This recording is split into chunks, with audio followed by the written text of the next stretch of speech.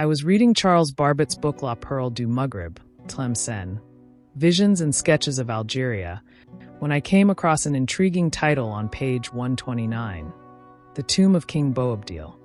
It reads, I quote, "I do not intend here to narrate the odyssey of this monarch, who, after recognizing himself as a vassal of King Ferdinand and Isabella the Catholic, seized Granada only to be expelled by the Castilian army in 1491.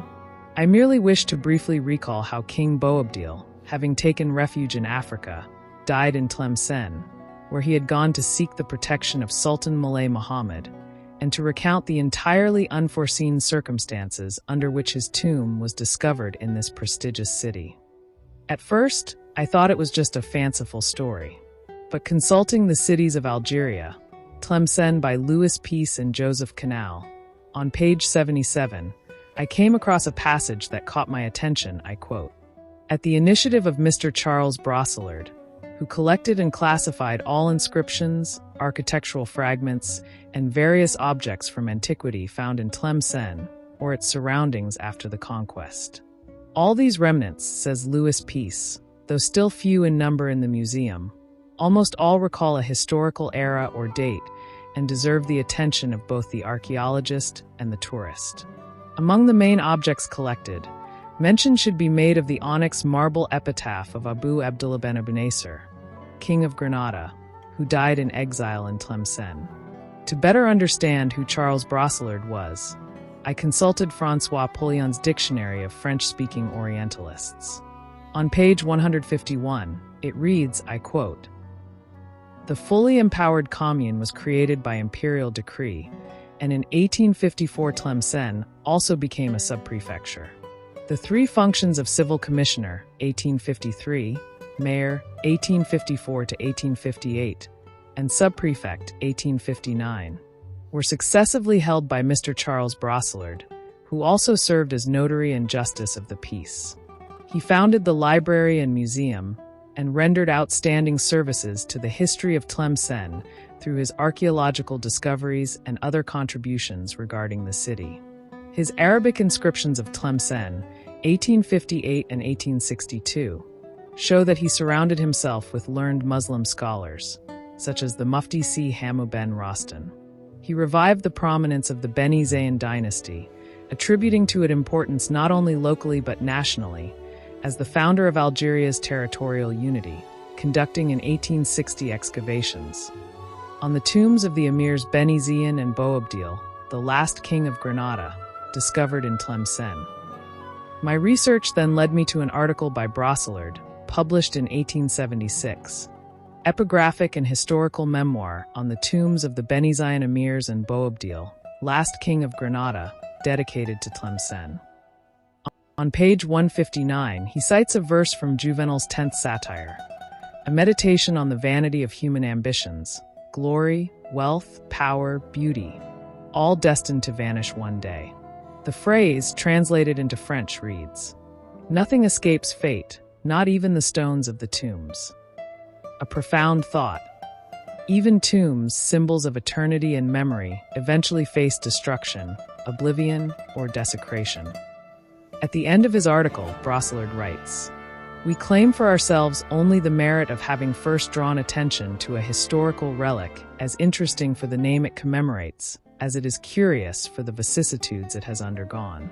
What you are about to see and hear is inspired by Charles Brosselard's account in the article I have just mentioned." We travel back to 1851, to Tlemcen, near the mosque named after the saintly imam, accomplished doctor, learned professor, and leading figure among the pious men of his time, Sidi Ibrahim el-Masmoudi. That year, the Military Engineering Corps undertook the opening of a new thoroughfare through the existing urban fabric. Along this route, several Arab houses had to be demolished, situated close to what had once been the El-Yaqubiyya Madrasa. At the entrance of one of these houses, the demolition workers accidentally discovered an onyx marble slab forming the threshold of the door. It bore a long inscription, already half erased by time. The door hinges had left a deep mark, and the wear of the centuries had smoothed some of the characters. Where did this inscription come from? What did it mean? No one could say. It was only known that it had been there since time immemorial. Brosselard wondered, by what strange chain of events could Boabdil's epitaph have become the threshold of a door? In this desecration of his tomb, one is tempted to see the continuation of the hatreds that poisoned the end of his life and pursued him even in death, a humiliation inflicted on his memory, as if his cursed name were forever meant to be trampled underfoot. Such a violation of a tomb, so rare in Muslim lands and targeting a figure of such high rank, could have no other cause. Brosselard then proposes some hypotheses. It was likely in the early years of the 16th century that this desecration occurred. The Spaniards, now masters at home, had undertaken their overseas crusade. They had seized Oran and already threatened Tlemcen. At that moment, Andalusian refugees, stirred by the presence of Christians and the imminent danger, must have been compelled to recall the painful misfortunes that the last king of Granada had brought upon his country and upon Islam. All excesses, under the pretext of reprisals, could then have seemed justified. It was probably in this surge of national fervor that a fanatic tore the tomb of the unfortunate king to inflict this strange desecration, which, 3.5 centuries later, remains a source of astonishment. Brosselard concludes, these assumptions may seem a little bold, but in the absence of historical data, they can, to a certain extent, be justified. That is our excuse. Boabdil, his gaze lost, understood that the moment of choice had come: save his people or lose everything. Before him lay a carefully calligraphed royal decree, a document of abdication prepared reluctantly. The king grasped the golden pen, dipped it in black ink, and signed slowly. His gesture was firm, but his eyes betrayed deep sorrow. After the fall of Granada, the dethroned king left his city silently. Before departing, he addressed a few words of farewell to his people, his voice heavy with emotion. Then his road toward the nearest port. There, a sailing ship awaited to carry him far from the lost lands. The journey was arduous. Stormy waves seemed determined to swallow even his last hopes. But after several days of tempest, the exile finally glimpsed the African coast. He disembarked at the port of Oran, exhausted but alive, before continuing toward Tlemcen. There, the defeated sovereign was received with the honors due to a king, welcomed by a hospitable city that became his final refuge. We still need to recount what became of Boabdil's epitaph after its discovery. Delivered to the military authority, which showed great concern for the preservation of monuments from the past. It was placed in the officers' circle, where it remained for several years. Several attempts were made, as far as we know, to decipher the mysterious inscription, but the key could not be found. At the beginning of 1857, General de Beaufort de Hautpauel, the superior commander of the subdivision, who took an interest in our research, donated it to the city museum, which was then beginning to form. It has remained there ever since and is by no means one of the least valuable pieces in this already rich collection. Boabdil's epitaph consists of 32 very tightly spaced lines. It is engraved on an onyx marble slab, measuring 91 centimeters long, 44 centimeters wide, and 6 centimeters thick. The characters, of a somewhat slender Andalusian type, have lost almost all of their relief. It is a jumbled and confusing assembly, making it difficult for the eye to follow. The marble stains in numerous veins, in varying shades, add further confusion.